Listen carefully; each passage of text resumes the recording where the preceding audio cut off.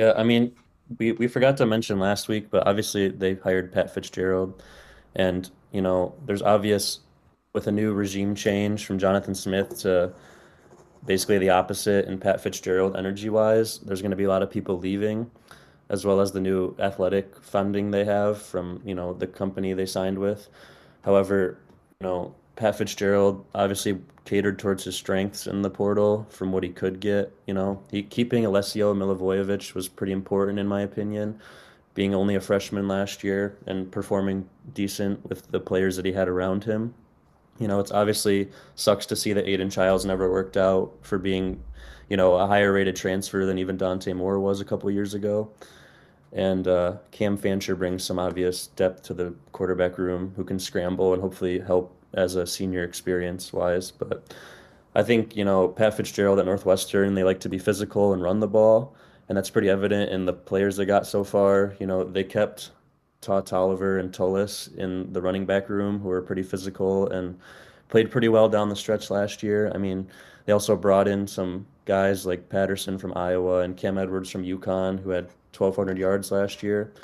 Obviously the wide receivers got a lot worse, losing Nick Marsh to Indiana. Sir Kurt Signetti was obviously contacting him throughout the season, but that's a different story.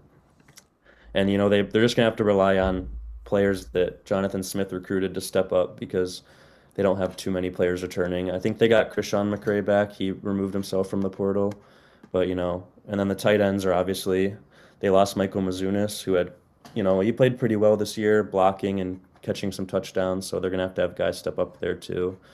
But finishing out the offense, most notably the offensive line, I think improved. They got guys like Ben Morawski, who's like 6'8", 350 pounds from UConn and played pretty well statistically. Trent Fraley is from NDSU and Nick Sharp from South Carolina. So, they're really beefing up front on offense at least. Defense is another story. But I Hold on, think in the hold on. Yeah, future, just to touch on these next couple of years offense, they'll be they good. were also able to keep some of their 3 or 4 star guys that they recruited. So I think the O line, the future of the O line looks good, and right now it looks better with these transfers coming in. But it also gives a chance for these young guys with the highly rated to get some playing time. So there's also that on the offensive line. Yeah. I think if you move to defense, the edge positions and the D line is really lacking. They lost David Santiago and Jalen Thompson, who both started this year, albeit they didn't play the best. They didn't get many sacks throughout the season.